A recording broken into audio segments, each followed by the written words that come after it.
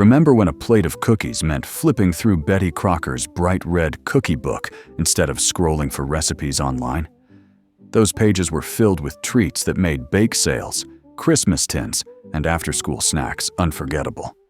So what do we lose when they vanish from our kitchens? Cherry Blinks.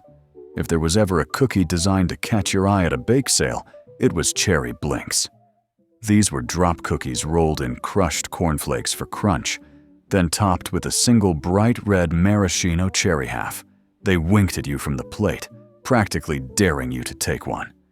Betty Crocker adored recipes that doubled as decorations, and Cherry Blinks fit the bill perfectly.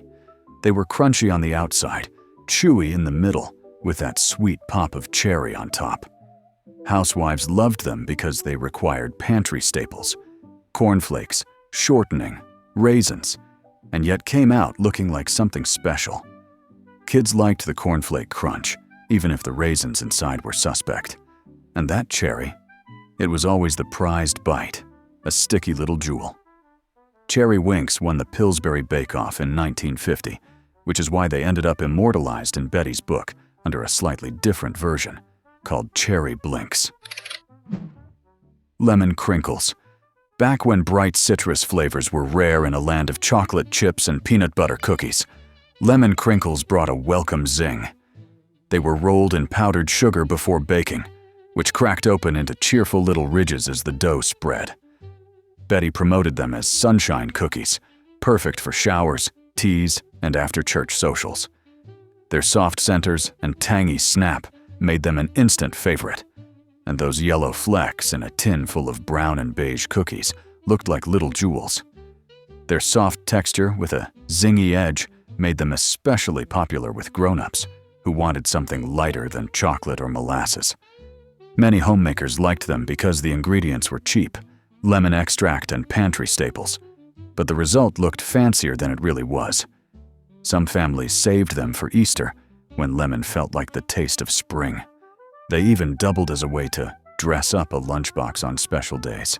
The crinkle pattern always sparked a bit of kitchen pride, since no two cookies ever cracked exactly the same. Date pinwheels. These swirled beauties looked like something straight out of a 1960s holiday spread, with golden dough spiraled around a sticky filling of chopped dates, sugar, and walnuts. Betty Crocker loved to call them party cookies because their pinwheel shape was as much decoration as dessert. The dough was chilled overnight, then rolled and sliced it into precise rounds, an art form in itself. The smell while baking was part caramel, part fruitcake, and part old-time candy shop. They always ended up on Christmas trays alongside Divinity, fudge, and ribbon candy. Kids didn't always love the chewy dates, but couldn't resist the stripes, sometimes nibbling the outer ring and leaving the sticky centers for later. These cookies gave homemakers a way to show off, proof that they could master something that looked fancier than it really was. Even today, people who grew up in that era can picture the slices stacked neatly on china plates. More than just a cookie, they carried the charm of presentation in an era when serving pretty food meant you'd gone the extra mile. Molasses Crinkles. Few cookies could perfume a whole house the way Molasses Crinkles did. The dough was dark with molasses and spiced generously with ginger, cinnamon, and cloves. Rolled in sugar before baking, the cookies spread into soft, chewy rounds with crackled tops. They tasted like gingerbread, without the fuss of rolling and cutting, which made them an easy favorite for busy mothers. The recipe was a Depression-era holdover, carried forward when sugar was scarce, but molasses stayed cheap. By the time Betty included them in the cookie book, they had already earned a reputation as a holiday staple. Teachers often received them as Christmas gifts from students, stacked in tins lined with wax paper. For children, the flavor could feel grown up until they bit into one fresh from the oven. Families often baked these in double batches, knowing half would vanish before they cooled. They were the kind of cookie that drew neighbors to linger in the kitchen doorway, asking for just one more. Even the crackled surface became part of their charm, proof that they were homemade. Molasses Crinkles weren't just cookies, they were part of winter's scent memory, as unmistakable as pine and cinnamon. pecan tassies. Betty called them tiny tarts, but everyone knew pecan tassies were little bites of pie heaven. They started with a cream cheese dough pressed into mini muffin tins, filled with a sugary mixture of brown sugar, eggs, and chopped pecans. The result was a handheld version of the South's most famous pie. Tassies became a holiday showpiece, appearing on tables alongside Divinity and pralines. Their bite-sized form made them perfect for bridge clubs, card parties, and wedding receptions. Bakers loved how the recipe could be scaled up easily, turning out dozens at a time. The crust flaked tenderly, while the filling bubbled into gooey richness, a contrast that won over even the most pie-averse kids. They were a favorite for gift boxes, tucked neatly into paper cups like candy. Some families swore by adding a dash of bourbon or vanilla to the filling for extra depth. Others sprinkled powdered sugar over the tops to make them look festive. Scotch oatmeal drops. These weren't your average oatmeal cookies. They were Betty's nod to old-world flavors. Scotch oatmeal drops combined oats with brown sugar, butter, and often a hint of spice that gave them depth beyond the school lunchbox variety. Their chewy texture was hearty, the kind of cookie you could almost justify as healthy thanks to the oats. They were marketed as a snack that traveled well, perfect for picnic baskets or wrapped in wax paper for road trips. Families liked them because they stayed fresh longer than lighter cookies, which made them ideal for sending in care packages. The batter was forgiving, so even a novice baker could turn out a respectable batch. The name alone gave them an exotic ring in the 1960s, even if Scotch really just meant hearty and oaty. Rosettes. Few cookies looked as magical as Rosettes, those delicate, lacy confections fried to a golden crisp. Made with a special iron dipped in batter and then into hot oil, they puffed up into snowflake shapes dusted with powdered sugar. The cookie book called them festival cookies, and for good reason. They appeared at Christmas fairs, Scandinavian bazaars, and holiday open houses. Children were fascinated by the sizzling sound as batter hit oil, a small kitchen spectacle that felt like a performance. Making them required patience and equipment, which meant they were often reserved for special occasions. The powdered sugar dust seemed to fall like fresh snow, leaving fingerprints on every tablecloth.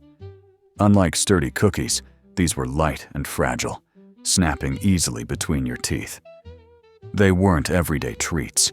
You had to plan for them, heat the oil, and work in small batches. But that effort made them memorable, a cookie people looked forward to all year. Springolis. Springolis were the kind of cookie that carried an air of mystery. These anise-flavored German cookies were pressed with carved molds, leaving intricate designs of flowers, birds, or patterns on the surface. Betty included them in the cookie book as part of her heritage recipes, a nod to immigrant traditions that still lingered in Midwestern kitchens. The dough had to dry overnight before baking, which gave the patterns their staying power. Their texture was firm, almost biscuit-like, and their licorice flavor divided households. Some adored them, others passed them by. But their beauty was undeniable.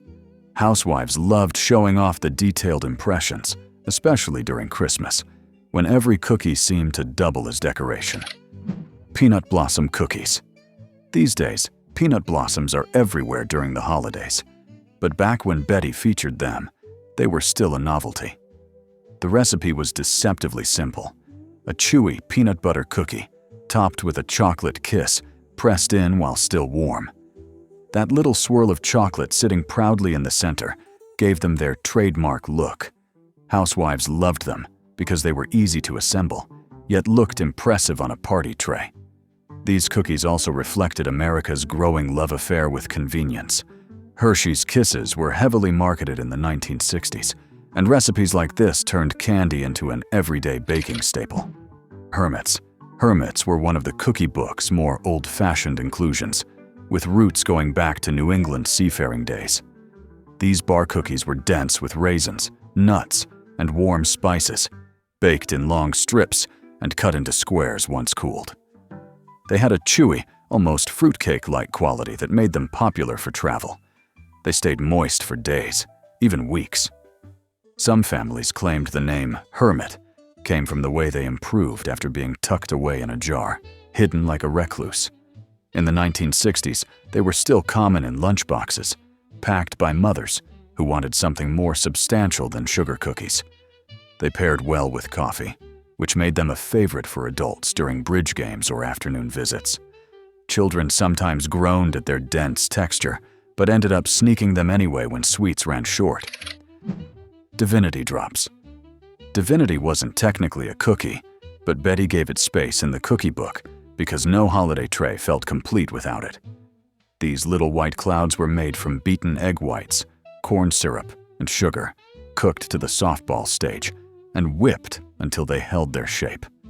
Dropped by spoonfuls onto wax paper, they hardened into airy bites that dissolved almost instantly on the tongue. The name Divinity fit. Sweetness so pure it seemed heaven sent. Making them, though, was another matter. Weather played a role. Humid days could ruin a batch, leaving the candy sticky and flat. Homemakers often whispered about their luck with Divinity, as if it depended on kitchen gods rather than a candy thermometer. Mexican wedding cakes. Known by many names, Russian tea cakes, snowballs, butterballs.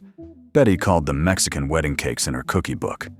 These little rounds of butter, flour, and finely chopped nuts were rolled once in powdered sugar while warm, then again when cool, giving them their signature snowy coating. They crumbled in your mouth, rich with buttery flavor and nutty undertones. Mothers loved them because they were inexpensive, yet elegant, the sort of cookie you could proudly serve to company. Kids, however, found the powdered sugar a messy delight, coating their lips and shirts after just one bite. They were especially popular during the holidays, when the snowball look fit the season. The recipe traveled widely, appearing in church cookbooks and family recipe boxes all across America. Some households used pecans, others walnuts, depending on what was handy. These cookies often made their way into wedding spreads too, which is how they earned their romantic name. Orange drop cookies. Bright and fragrant, orange drop cookies stood out among the heavier flavors of the cookie book. Made with fresh orange juice and zest, the batter baked into soft little mounds that smelled like sunshine. Many versions were topped with a glaze made from powdered sugar and more orange juice, giving them a glossy sheen. Betty pitched them as a refreshing cookie, perfect for spring teas or showers. Housewives liked them because they were budget-friendly, but still felt like a treat. They appeared often at Easter, adding a pop of citrus color among the chocolate eggs and coconut nests. The cheerful aroma filled kitchens, cutting through the winter blues when oranges came into season. Cowboy cookies. Now here's a cookie that could outlast a cattle drive and still taste like home. Cowboy cookies. They first showed up in Betty Crocker's Cooky Book back in the early 60s, a rowdy blend of oats, coconut, pecans, and chocolate chips that seemed to hold together every pantry leftover a homemaker could find. They were hearty enough to tuck into a lunch pail, yet sweet enough to keep kids circling the counter like buzzards over supper scraps. The name itself was pure Americana, a nod to the idea that cowboys on the trail needed something sturdy and filling that could survive in a tin. Of course, no one actually saw John Wayne pulling these from a saddlebag, but the marketing worked. Every PTA bake sale and school lunchbox in the late 60s had a batch or two, baked golden on a well-worn sheet that probably doubled for biscuits that morning. Gingerbread cookies. Gingerbread cookies were the December darlings of the Betty Crocker Cooky Book, spiced just right and cut into every shape from angels to reindeer that looked more like dachshunds by the time they came out of the oven. They weren't just cookies, they were a family production line. Somebody mixed the dough, somebody rolled, and the youngest always ended up covered in flour and regret after sneaking raw dough when Grandma wasn't looking. These cookies had a personality all their own, bold with molasses, a touch of clove, and just enough snap to hold a frosting smile. The dough chilled overnight because Betty said it should, and nobody questioned her authority. There was something magical about opening that tin and catching that warm scent of spice and sugar, like Christmas morning had arrived early. And while television ads showed perfect gingerbread families standing tall in their royal icing suits, real home bakers knew the truth. Half of them broke at the neck, and the rest looked like they'd been through a tough sleigh ride. Still, nobody minded. They were sweet, familiar, and tasted like the holidays used to feel, when life slowed down long enough to bake a memory or two, even if your gingerbread man looked like he'd been trampled by Rudolph. Candy cane cookies. Few recipes were as festive as Betty's candy cane cookies. Twisted ropes of red and white dough shaped into cheerful holiday canes. They weren't just tasty, they were kitchen entertainment.